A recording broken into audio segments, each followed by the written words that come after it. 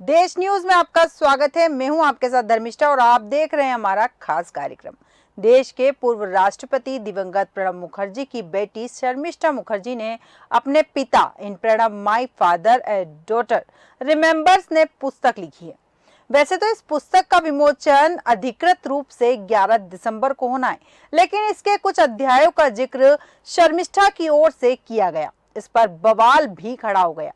इस चैप्टर में कांग्रेस के पूर्व अध्यक्ष राहुल गांधी को लेकर कई घटनाक्रमों का जिक्र किया गया है और उनको लेकर कई दावे भी किए गए। हालांकि इसके ऊपर लगातार कांग्रेस जो है भारतीय जनता पार्टी पर हमलावर है। भारतीय जनता पार्टी को लेकर कांग्रेस का कहना है कि ये जो भ्रम फैलाया जा रहा है वो भारतीय जनता पार्टी के द्वारा फैलाया जा रहा है। भारतीय जनता पार्टी की एक सोची समझी रणनीति है। कई नेता राहुल गांधी और कांग्रेस पार्टी के बचाव में भी आ गए हैं। शर्मिष्ठा मुखर्जी ने पुस्तक में प्रणब मुखर्जी के शानदार जीवन का विस्तार से वर्णन करने के साथ साथ पिता की डायरी में दर्ज की गई एंट्रीज और खुद के साथ किए गए व्यक्तिगत संवादों और राजनीतिक किस्सों को सार्वजनिक किया है। शर्मिष्ठा मुखर्जी ने दावा किया कि प्रणब मुखर्जी ने एक बार कहा था कि राहुल गांधी को एक राजनेता के रूप में अभी राजनीतिक रूप से परिपक्व होना बाकी है। उनका कहना था कि राहुल गांधी बहुत विनम्र है और अलग अलग विषयों में रुचि रखते हैं, लेकिन एक विषय से दूसरे विषय पर बहुत तेजी से आगे बढ़ते हैं। ऐसे में वे एक विषय को ही कितना समझ पाते होंगे मुझे नहीं पता। और कांग्रेस नेता सोनिया गांधी उन्हें कमान सौंपना चाहती है। किताब में उस घटनाक्रम का भी जिक्र किया है जब पूर्व राष्ट्रपति ने राहुल गांधी की एएम और पीएम के बीच अंतर बताने की क्षमता पर सवाल उठाया था। दरअसल प्रणब को मॉर्निंग वॉक और पूजा के वक्त कोई व्यवधान पसंद नहीं था। बावजूद इसके राहुल गांधी उनसे उस समय मिलने पहुंच गए जिस वक्त वो मुगल गार्डन, अब अमृत उद्यान में सामान्य तौर पर सुबह की सैर कर रहे थे।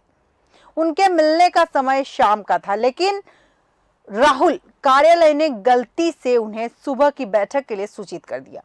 जब मैंने पिता से पूछा तो उन्होंने व्यंग्यात्मक टिप्पणी की और कहा कि अगर राहुल का कार्यालय एएम और पीएम के बीच अंतर नहीं कर सकता तो वे एक दिन पीएमओ चलाने की उम्मीद कैसे कर सकते हैं।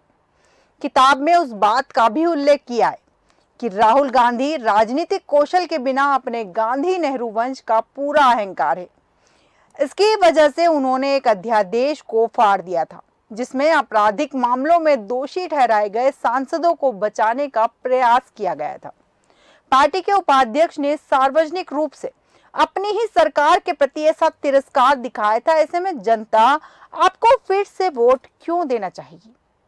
साल 2014 में कांग्रेस की हार के कारणों पर प्रणब मुखर्जी से बातचीत का जिक्र करते हुए दावा किया गया है कि उन्होंने मुझसे कहा कि अन्य कारणों के अलावा राहुल का गुस्सा कांग्रेस के ताबूत में आखिरी कील था। नरेंद्र मोदी के नेतृत्व में बीजेपी के सत्ता में आने के बाद कांग्रेस अब तक के सबसे निचले स्तर 44 सीटों पर आ गई। किताब में गांधी परिवार और प्रणब मुखर्जी के बीच कई सौहार्दपूर्ण और दिलचस्प संबंधों का भी जिक्र किया है।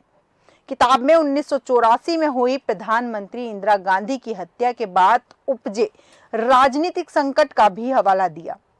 दावा किया गया है कि जब इंदिरा गांधी की हत्या हो गई तो कांग्रेस नेता गनी खान चौधरी ने अहम पद संभालने के लिए कैबिनेट के सबसे सीनियर मेंबर के तौर पर पीवी नरसिम्हा राव या प्रणब मुखर्जी के नाम का प्रस्ताव किया था। लेकिन मुखर्जी ने स्पष्ट किया था कि अगर राजीव गांधी जैसा गैर कैबिनेट सदस्य प्रधानमंत्री बनता है तो कोई समस्या नहीं। राजीव ने फिर पूछा, क्या आपको लगता है कि मैं मैनेज कर सकता हूं? प्रणब ने उत्तर दिया कि हाँ, आप कर सकते हैं। इसके अलावा हम सब आपकी मदद के लिए मौजूद हैं। आपको कभी का सभी का समर्थन मिलेगा। इस किताब में शर्मिष्ठा ने प्रणब मुखर्जी को पीएम नहीं बनाने जाने का भी खुलासा किया। साल 2003 में यूपीए की सरकार आने पर प्रणब ने पहले ही कहा था कि प्रबल दावेदार होने के बाद भी उन्हें प्रधानमंत्री नहीं बनाया जाएगा। साल 2004 में प्रधानमंत्री बनने की संभावनाएं तो खत्म हो गई, लेकिन सोनिया गांधी ने उनसे मंत्रालय की प्राथमिकताएं पूछी थी। इस पर प्रणब ने उनको गृह और विदेश मंत्रालय के लिए बोला था, जिससे कुछ इंडिकेशन मिलते हैं कि शायद गृह मंत्रालय पहली पसंद होगा। हैरानी तब हुई कि इनमें से कोई मंत्रालय उनको ना देकर रक्षा मंत्रालय दिया गया, जिससे वह आश्चर्यचकित रह गए। शर्मिष्ठा ने आगे लिखा कि प्रणब मुखर्जी 2017 तक देश के राष्ट्रपति रहे। उनके कार्यकाल की समाप्ति के 3 साल बाद उनकी मृत्यु हो गई।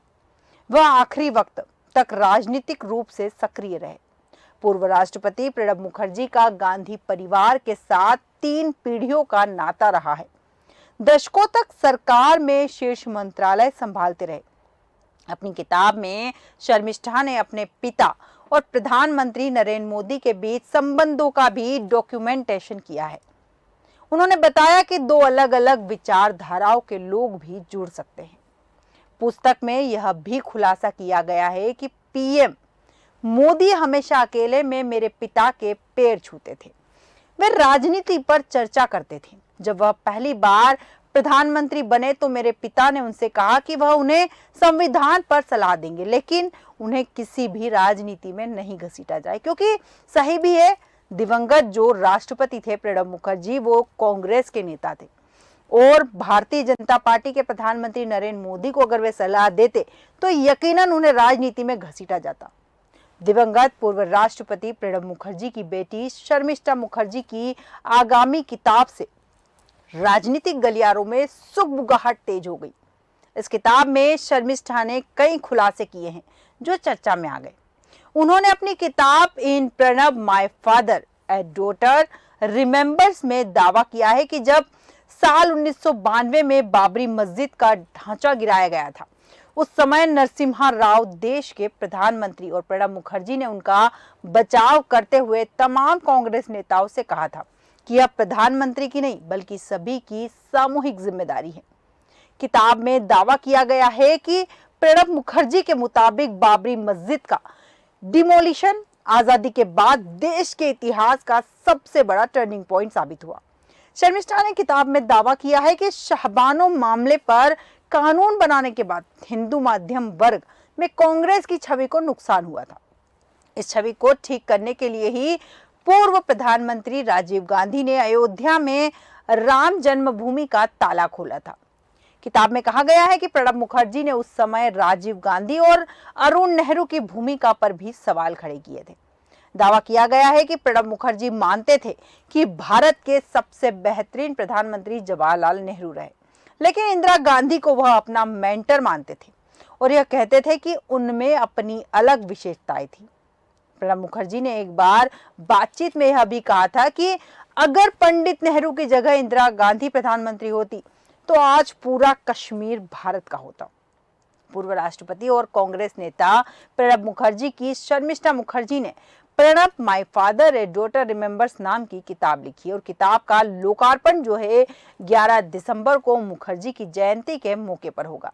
हालांकि इस किताब के कुछ विवरण मीडिया में लगातार आए, जिसमें कई चौंकाने वाले दावे किए गए हैं और किताब में राहुल गांधी को लेकर प्रणब मुखर्जी की राय का जिक्र भी किया है, जो काफी चौंकाने वाला था। किताब के मुताबिक कई चीजें बताई गई हैं, एएम पीएम पर सवाल उठाए गए हैं और साथ ही राहुल गांधी के राजनीतिक करियर को लेकर भी प्रणब मुखर्जी ने सवाल उठाए हैं। उन्होंने कहा है कि राहुल गांधी परिपक्व है, लेकिन राजनीति के लिए वो सही नहीं है। उन्हें राजनीति में बहुत कुछ सीखने की जरूरत है। प्रणब मुखर्जी ने कई सवालों के जवाब दिए और शर्मिष्ठा मुखर्जी ने अपनी किताब में अपने पिता की डायरी के कई पैमाने उसमें दर्ज किए हैं। किताब में दावा भी किया गया है कि 2013 में राहुल गांधी ने एक अध्यादेश की प्रति फाड़े जाने की घटना से जो प्रणब मुखर्जी थे वो स्तब्ध रह गए थे। किताब के मुताबिक उन्होंने कहा था कि राहुल गांधी को गांधी नेहरू परिवार से होने का घमंड है। राहुल गांधी को इस बात का घमंड है कि वे गांधी और नेहरू परिवार से संबंध रखते हैं, लेकिन उनमें उनके जैसा राजनीतिक कौशल नहीं है। मतलब अगर बात करें राजनीति की तो राहुल गांधी में नेहरू जी और महात्मा गांधी जैसे राजनीतिक गुण नहीं है। किताब के अनुसार प्रणब ने यह भी कहा था कि वर्ष 2014 के लोकसभा चुनाव में यह घटना, अध्यादेश की प्रति फाड़े जाने की घटना, कांग्रेस के लिए ताबूत में आखिरी कील साबित हुई। किताब में दावा किया गया है कि प्रणब ने कहा था कि राहुल गांधी शायद राजनीति के लिए नहीं है। प्रणब मुखर्जी की पुत्री शर्मिष्ठा मुखर्जी ने अपनी किताब में कहा है कि उनके पिता मुखर्जी ने उनसे कहा था कि राहुल गांधी में करिश्मे और राजनीतिक समझ की कमी है, एक समस्या पैदा कर रही है। पूर्व कैबिनेट मंत्री एवं पार्टी के संचार विभाग के प्रमुख अजय माकन द्वारा 27 सितंबर 2013 को आयोजित संवाददाता सम्मेलन में राहुल गांधी पहुंचे थे और उन्होंने प्रस्तावित सरकारी अध्यादेश को पूरी तरह से बकवास बताते हुए कहा था कि इसे फाड़ देना चाहिए। इसके बाद उन्होंने सभी को आश्चर्यचकित करते हुए अध्यादेश की कॉपी को फाड़ दिया। अध्यादेश का उद्देश्य दोषी सांसदों और विधायकों को तत्काल अयोग्य ठहराने संबंधित सुप्रीम कोर्ट के आदेश को दरकिनार करना था और इसके बजाय यह प्रस्तावित किया गया था कि वे हाई कोर्ट में अपील लंबित रहने तक संसद एवं विधानमंडल सदस्य बने रह सकते हैं। मुखर्जी भारत के वित्त मंत्री रहे थे और बाद में विदेश, रक्षा, वित्त और वाणिज्य मंत्री बने। वह भारत के 13वें राष्ट्रपति 2012 से 2017 तक थे। प्रणब मुखर्जी का 31 अगस्त 2020 को 84 वर्ष की आयु में निधन हो गया। मुखर्जी ने अपनी बेटी से कहा था, प्रधानमंत्री विदेश में है, क्या उन्हें राहुल को अपने व्यवहार के परिणाम और इसका प्रधानमंत्री और सरकार पर पड़ने वाले प्रभाव का एहसास भी है? उन्हें प्रधानमंत्री को इस तरह अपमानित करने का क्या अधिकार है? मुखर्जी ने इस घटना के बारे में अपनी डायरी में भी लिखा था, यह पूरी तरह से अनावश्यक है। उन्हें खुद के गांधी और नेहरू परिवार का होने का घमंड है। नरेंद्र मोदी के नेतृत्व में भारतीय जनता पार्टी के सत्ता में आने के साथ साथ कांग्रेस लोकसभा में 44 सीट की अपनी सर्वकालिक न्यूनतम संख्या पर आ गई। रूपा प्रकाशन द्वारा प्रकाशित किताब में उन्होंने कहा कि उन्होंने मुझसे कहा था कि राहुल का यह व्यवहार कांग्रेस के लिए खतरनाक साबित होगा। शर्मिष्ठा मुखर्जी ने अपनी किताब में कई चीजों का जिक्र किया, खासकर राहुल गांधी का, और साथ ही प्रणब मुखर्जी का जो प्राइवेट अंश थे, जो प्रणब मुखर्जी ने अपनी किताब में लिखे थे, उन चीजों का भी जिक्र किया। और शर्मिष्ठा ने अपने पिता के साथ जो चर्चा हुई थी राजनीति के ऊपर, उसका भी जिक्र अपनी किताब में किया। हालांकि ये किताब 11 दिसंबर को विमोचित होना है, लेकिन उसके पहले इसके कुछ अंश मीडिया में आ गए और उन्हीं अंशों ने तहलका मचा रखा है। शर्मिष्ठा का कहना है कि हालांकि उनके पिता खुद इस अध्यादेश के खिलाफ थे और सैद्धांतिक तौर पर राहुल से सहमत थे। उन्होंने किताब में लिखा, लेकिन राहुल के इस व्यवहार से वह आश्चर्यचकित थे। मैं ही वह व्यक्ति थी जिसने सबसे पहले उन्हें यह खबर दी थी। बहुत दिनों के बाद मैंने अपने पिता को इतना क्रोधित देखा था। उनका चेहरा लाल हो गया था और उन्होंने कहा था कि राहुल खुद को समझते क्या है। ये बातें शर्मिष्ठा मुखर्जी ने अपनी किताब में लिखी है, जो उनकी अपने पिता से हुई बातें थी, और ये किताब आने के पहले ही सियासी गलियारों में हलचल की वजह बन चुकी है। कई बातों का विरोध कांग्रेस भी कर रही है, लेकिन 11 दिसंबर को जब ये किताब आएगी तो पता चलेगा कि इसके और कौन से अंश ऐसे हैं जो कांग्रेस के काले चिट्ठे को खोलते हैं और इस पर और कितना विवाद होता है। फिलहाल के कार्यक्रम में बस इतना ही। आप बने रहिए देश न्यूज के साथ।